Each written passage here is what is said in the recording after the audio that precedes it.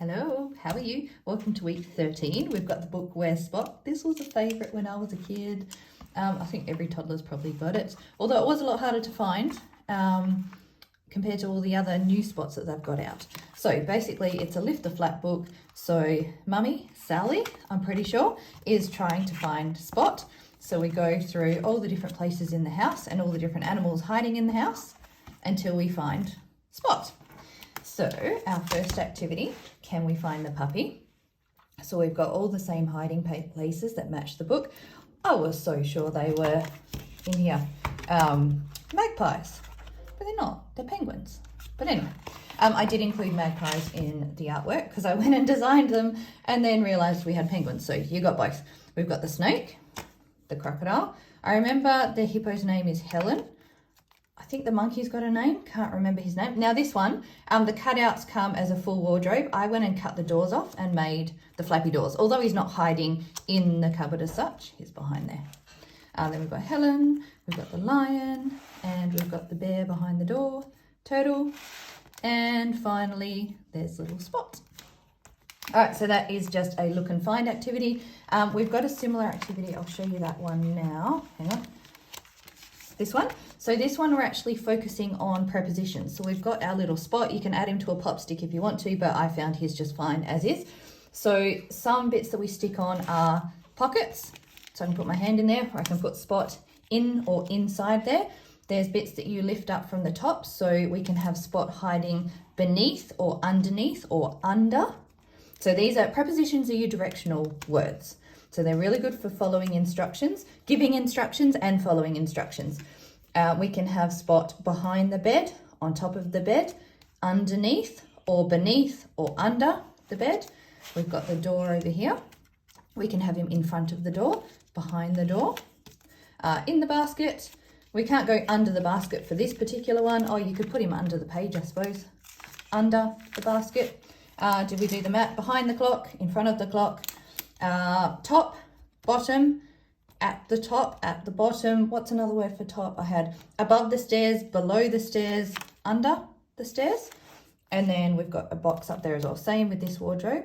I did the doors, so I don't think it's actually going to fit. He can go like that, inside the cupboard, or no, I stuck this one down. If you did it as a flap, you could do behind as well. So this one's a really good one to play with. You can also use left and right. So you definitely, can you hide Spot somewhere on the left side of the page? So he could either go in the cupboard or in the box, or the right side, under the mat, or in the, behind the door. Yeah, at the top of the page, at the bottom of the page. So not just for the individual objects, but look at the page as well. Then you could actually go and get a teddy and practice these words around the house. That'd be a really good activity as well. So learning, what we do here and then applying it to everyday life. All right, let's stick Spot in the basket and back up a bit. We've got our educational benefits. They come with all the packs. Now, this one. I've looked at the book yesterday, so I'm going to try from memory to give you some idea of how we would do it. So I've got the book. I'm not going to look at that at the moment. I'm going to mix these up because I think I did put them in order. So there's a number of different ways you can use this. We can use it as a memory game to try and remember the order of the animals, and then we also have the objects up here as well, what they were hiding behind, so it can be matching too. So who do we have? Oh, there's the magpie. See, I made the magpie from about 3 different other birds and didn't need him. So if you want the book, if you want them to include magpies, use the magpies. Otherwise we've got penguins there. I'm going to use magpies today. We've got the turtle, Spot, Helen, can't remember the crocodile's name. Don't know the bears, not sure about the snakes either. I don't think they all have names. And the names may have been brought out when the TV series came. I don't know. Anyway, so I know there was a lion under the stairs, but I don't think he was first. Helen was possibly first. Turtle was second last, and then Spot was last. The magpies were just before the turtle. The snake may have been first. Monkey was in the cupboard. The cupboard was blue in the book, I remember. Alligator was under the bed. So this is going to be my first guess. Oh, hang on, bear. Bear was behind the door. Maybe there. Let's go there. And look, it doesn't have to be right or wrong to start. Make it a fun game between you both. Yeah? Between you and your kids. All right, let's go check. Hang on, I've got to push that up. All right, who's behind the door? I got that wrong. I think the bear was first. Let's do our corrections here. Bear. There you go. I remember the blue door. I didn't remember the order of it. Clock. So snake. We went too far out. Piano with Helen. We're good there. Stairs. Oh, there we go. Lion. And then wardrobe. Oh, I've only messed up one so far. There we go. Monkey.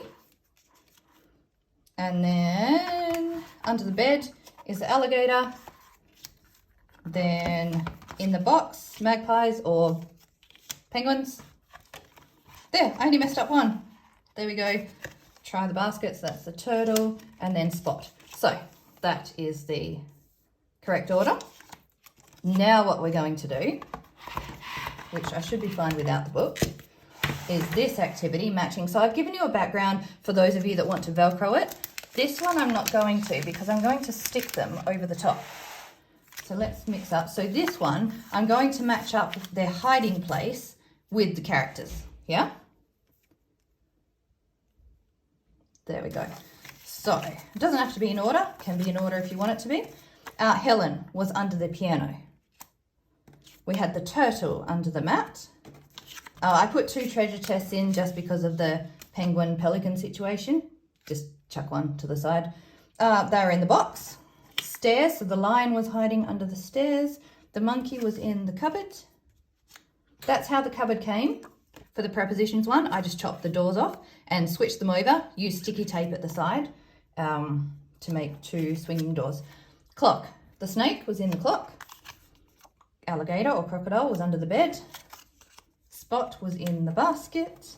Do you notice all the preposition words we're using as well, just with this activity? And the bear was behind the door. So we've matched all them up. You could print this off twice, cut them out. So yes, double the cutting out, but it's only squares anyway, doesn't take you long. And then do a matching game. So have them all face down. So maybe just the animals, have them all face down, pull 2 up. And if they match, you keep them. If they don't match, you put them down and it's the other person's turn. That's another way of using them. You could do this as a matching side by side. There's a ton of different ways to use it, but hopefully that helps as far as some play ideas. It's really good having those memory ones as well. We live in such an instant society where, you know, you don't remember anything, or even an actor's name. I've noticed that's a big difference with me these days. You used to sit there and try and figure out who it was. Now you just Google it. So we're used to getting immediate answers and we don't rely on memory as much as we used to. So this one is a good memory brain kind of activity. I've done that one already. So we've got our spot, so our sensory activity. I'm going to finger paint him. I don't want to do yellow and brown. I want something brighter. So I'm going to use poster paint. I'll do that in fast forward. And was that the last activity? Have I done everything? 3, 4, 5. Yes, I will be back in a sec.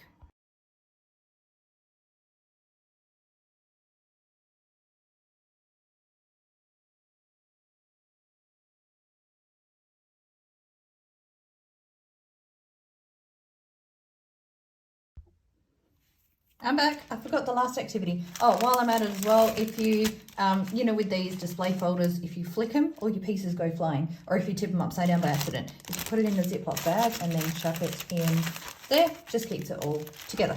This activity, I forgot this one. So we've got a sort of like a Spotto, I Spy. We're going to look through and scan all the different animals. So this is a pre-reading strategy, like reading the page from left to right, to see which animals were hiding in the house. So if you leave it in the display folder, you can just use a washable marker and circle them and then wipe them off and they're, hang on, I'll do it with the cloth, wipe it off and it's reusable. Yeah. I'm not going to do that for you because if you see it, you can't unsee it. I have been, not tricky, but I've included the penguin and the magpie. So you decide what you want it to be. And then same with the crocodile, decide whether it's a crocodile or an alligator, American or Australian. All right, I will talk to you soon. Hope you have fun with this pack. Bye.